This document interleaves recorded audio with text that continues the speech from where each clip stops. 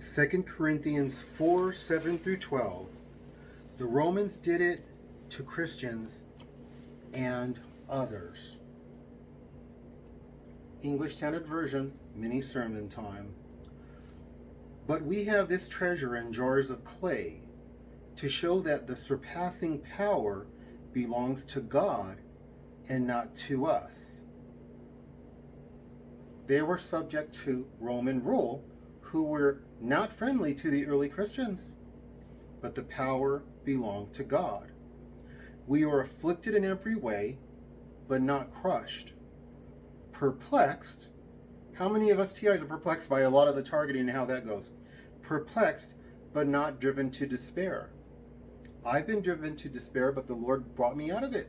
And He continues to bring me out of it quicker and quicker, and I fall into it less and less, the more I know Him.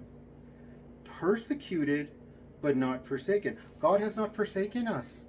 I harp on tithes and offerings because I want you to be blessed. Not because I want to brag that I'm a generous person and I give so much money away. My righteousness is filthy rags. The Lord makes me give this money away. I emphasize tithes and offerings and you helping the poor because you will be blessed. But even if you do not, you are persecuted, just like Paul was. This program is similar to the Roman Empire. It's run by the U.S. deep state. Persecuted but not forsaken. Many of you won't pay your tithes and offerings, so you don't know those blessings. You just won't know them. You won't know them. But God's giving you other TIs, so you got to be on the phone with them all the time. You got to be dependent on them all the time, and you got to be talking about the program all the time. So God's made a way for you. But trust me, it's nice to not have to talk about the targeting all the time. It's much better to brag about the Lord. And tithes and offerings is a big part of that.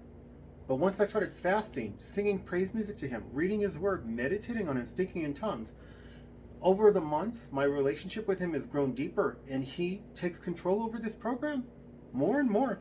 You can have this too, but I don't think you can leave tithes and offerings out. Persecuted, but not forsaken. Struck down, but not destroyed. That is this program. How many of us have been struck down in one way or another? They literally moved me out of my home, and God moved me into a better home. Praise His holy name. They forced me to walk out on the streets. Always carrying in the body the death of Jesus, so that the life of Jesus may also be manifested in our bodies.